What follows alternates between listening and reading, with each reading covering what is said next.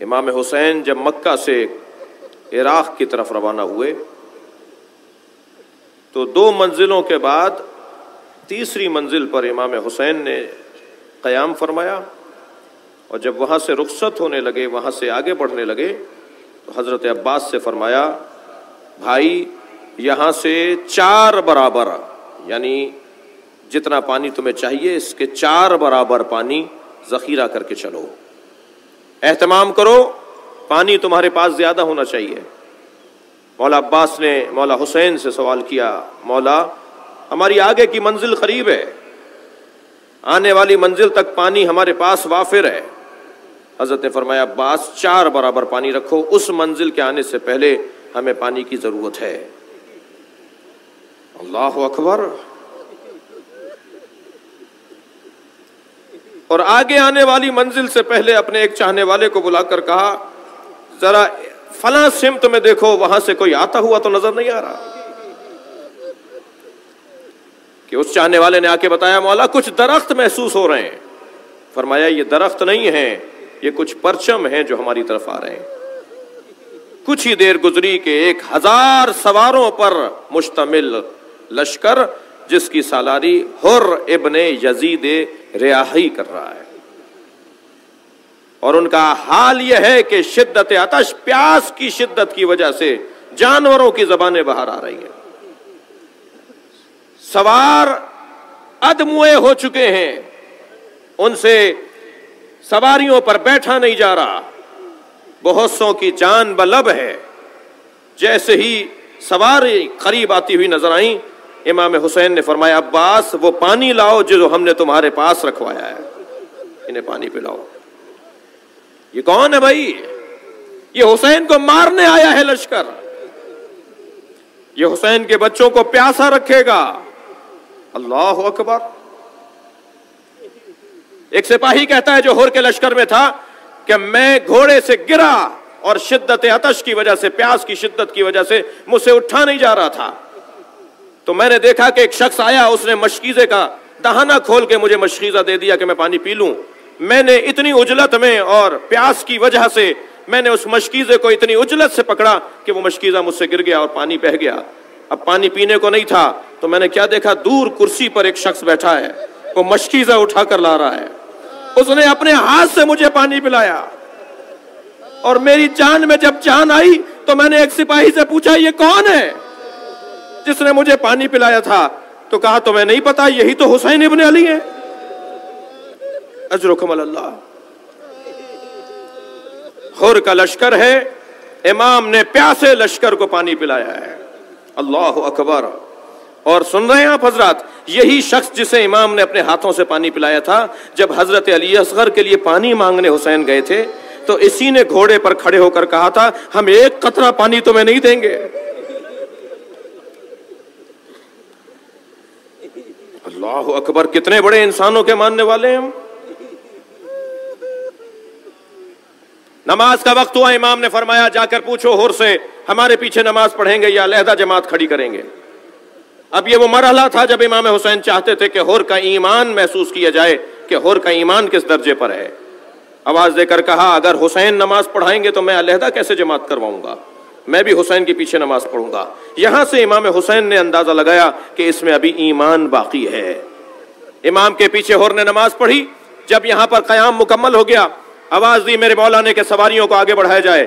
جب حضرت اپنے ذوالجناح پر بیٹھ کر آگے بڑھے تو حر آگے آ کے کھڑا ہو گیا، کہنے لگا میں مامور اور معذور ہوں، میں حکم کا پابند ہوں، مجھے حکم دیا گیا ہے کہ حسین کو گرفتار کر کے شام پہنچاؤ۔ میں آپ کو اسیر کر کے گرفتار کر کے شام پہنچانا چاہتا ہوں. 1000 کا لشکر ہے, 1000 سواروں کا لشکر ہے, امام حسین کے ساتھ 100 سے زیادہ لوگ نہیں ہیں. امام نے ایک مرتبہ اس کی بات کو سنی انسنی کرتے ہوئے اپنے ذوالجناح سے فرمایا, اے راہوار مجھے آگے لے کر چل. گھوڑے نے چند قدم آگے بڑھائے, اس نے آگے بڑھ کر امام کے گھوڑے کی لگام کو پکڑ کے موڑنا چاہا. جیسے ہی اس نے لگام پکڑی, امام نے فرمایا, ثقلت کا ام کیا ہور, تیری ماں تیرے غم میں بیٹھے, تیری مجال تو میرے گھوڑے کو روک رہا ہے. بس ایک مرتبہ جب امام نے یہ جملہ کہا, عرب کے محاوروں میں یہ ایک جملہ ہوتا تھا کہ اگر کسی کو موت کا کہا جائے کہ تجھے مار ڈالوں گا, تیرا سر اتار دوں گا. امام نے جب یہ جملہ کہا تو ایک مرتبہ بے چین ہو کے رہ گیا, کچھ کہتے کہتے رک گیا. کہنے لگا, آپ کی ماں اگر فاطمہ زہرا نہ ہوتی تو میں بھی کچھ کہتا. امام نے یہاں سے اندازہ لگایا کہ یہ محب زہرا ہے, اور جو محب زہرا ہے وہ تو دوزخ میں نہیں جائے گا. جو محب زہرا ہے وہ تو دوزخ میں نہیں جائے گا. امام نے آتش ایمان کو بھڑکانا چاہا. امام نے فرمایا, تو میری ماں کا احترام کرتا ہے تو بس اتنا سمجھ لے کہ میں اپنی مرضی سے آگے جاؤں گا, تیرا کام ہے کہ تو میری ہمراہی کر سکتا ہے. اب حسین کا قافلہ کربلا کی جانب روانہ ہو رہا ہے, اور اپنے سواروں کے ساتھ, اپنے لشکریوں کے ساتھ امام کے قریب قریب اپنا لشکر چلا رہا ہے کہ کربلا کی زمین پر حسین ابن علی پہنچے ہیں. اور عزادارو, جب یہ 2 محرم کو پہنچنے والا قافلہ 7 محرم کو پانی سے محروم ہو گیا, اور شب عاشور حر نے العطش العطش بچوں کی آوازیں سننا شروع کی. یہ آوازیں کس کی آ رہی تھیں؟ العطش العطش بچوں کی آوازیں آ رہی تھیں. تو یہ اپنے خیمے سے باہر نکلتا تھا, اور کبھی اپنے فلاں دوست سے ملنے جاتا تھا, اور کبھی اپنے فلاں عزیز سے ملنے جاتا تھا, اور ان آوازوں کو سن سن کے یہ بے چین ہو رہا تھا.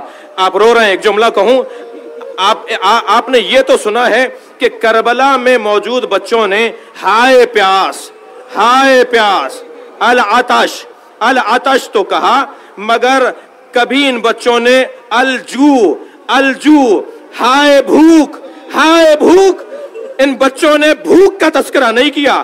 نقن صاحب فرماتے ہیں, پانی مانگنا مرام انسانیت کے خلاف نہیں ہے, مگر روٹی مانگنا یہ مرام انسانیت کے خلاف ہے. یہ بھوکے رہے مگر کسی سے روٹی نہیں مانگی, یہ تو ضرور کا عام پیاسے ہے. جب یہ جملہ حر سنتا تھا کہ چھوٹے چھوٹے بچے پانی مانگ رہے, تو یہ اپنے دوستوں سے کہتا تھا, سن رہے ہو, میں ہی انہیں یہاں لے کر آیا ہوں, یہ آج پیاسے میری وجہ سے ہیں. ساری رات خود کو جہنم اور جنت کے درمیان دیکھتا رہا کہ یہاں جنت ہے جہاں حسین ہے, یہاں دوزخ ہے جہاں یزیدی لشکر ہے. جیسے ہی صبح عاشور نمودار ہوئی, اپنے سر سے عمامہ اتارا, اپنے ہاتھوں کو باندھا, جیسے کوئی مجرم آ رہا ہو, ایسے حسین ابن علی کی طرف بڑھا. میرے مولا نے حر کو آتے ہوئے دیکھا, فرمایا, عباس آؤ, ہمارا مہمان آ رہا ہے. علی اکبر بڑھو, استقبال کرو. آگے بڑھ کر استقبال کیا گیا. دور سے آواز دے کر کہا, کیا میری بخشش کا کوئی سامان ممکن ہے؟ امام نے فرمایا, حر انت حر فی الدنیا والآخرہ, تو دنیا میں بھی حر ہے, تو آخرت میں بھی آزاد ہے. میں نے تجھے معاف کیا, میرے اللہ نے تجھے معاف کیا. کہا, اے حسین ابن علی, مجھے جانے دیجئے, میں اپنی جان آپ پہ قربان کرنا چاہتا ہوں. عزادارو, امام حسین نے ہر مجاہد کے لیے چاہا کہ وہ نہ جائے اور کوئی اور چلا جائے, لیکن حر نے جب پہلی مرتبہ کہا, امام نے وہیں سے آواز دے کر کہا, حر اگر جانا چاہتے ہو تو چلے جاؤ. اس کا ایک سبب تو یہ کہ ہم جب پانی نہیں پلا سکتے تو پیاسا کیوں رکھیں, اسے جانے دو, اسے اپنی قربانی دینے دو. اور آگے بڑھنا چاہتا تھا. اجر و کمال اللہ, آپ کی آوازیں بلند ہیں, آپ کے رونے کی صدائیں بلند ہیں. امام جعفر صادق دعا دیتے ہیں رونے والوں کو. جب حر جانے لگا تو حر کا بیٹا علی ابن حر آگے بڑھ کر کہتا, بابا یہ کیسے ممکن ہے باپ مار دیا جائے اور اولاد زندہ رہ جائے, پہلے مجھے جانے دیجئے. علی ابن حر بیٹھ کر روانہ ہوا, گھوڑے پر بیٹھ کے روانہ ہوا. اس نے سپاہیوں سے, دشمن سے مقابلہ کیا, آخر زخموں کی تاب نہ لا کے زمین پر گرا اور اپنے بابا کو آواز دی, بابا میری مدد کیجئے گا. آپ میں بہت سے لوگ صاحبان اولاد بیٹھے ہیں. میں صاحبان اولاد سے ایک سوال کر رہا ہوں, اگر اس حالت میں اولاد باپ کو پکارے تو باپ کا کیا حال ہوتا ہے؟ بیٹے نے آواز دے کر کہا, بابا میری مدد کیجئے گا. آپ ہی بتائیے حر کتنی جلدی پہنچا ہوگا. حر جب اپنے بچے کے لاشے پر پہنچا, کیا دیکھا؟ حسین پہلے سے موجود ہے. حر کے بچے کے لاشے کو گود میں اٹھایا ہوا ہے. آگے بڑھ کے کہا, مولا یہ غلام زادہ ہے.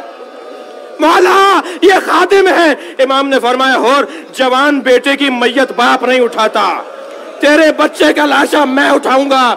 میں کہوں گا مولا جب علی اکبر کا لاشا اٹھا رہے تھے کون تھا جو آپ سے کہتا؟ بنی ہاشم کے بچوں کو آواز دی آؤ بوڑھے باپ سے جوان کی میت نہیں اٹھتی۔ الا لعنت اللہ علی قوم الظالمین فسیعلم الذین ظلموا ای منقلب ینقلبون۔ یا اللہ ان آوازوں پہ رحمت نازل فرما، رونے والوں کی توفیقات میں اضافہ فرما، ہماری عاقبت بخیر فرما، ہمارے ملک کو سلامتی اور ترقی عطا فرما، ہمارے شہر میں امن و امان عطا فرما، رزق میں عزت میں اضافہ فرما، امام زمانہ کے ظہور میں تعجیل فرما۔ یا حسین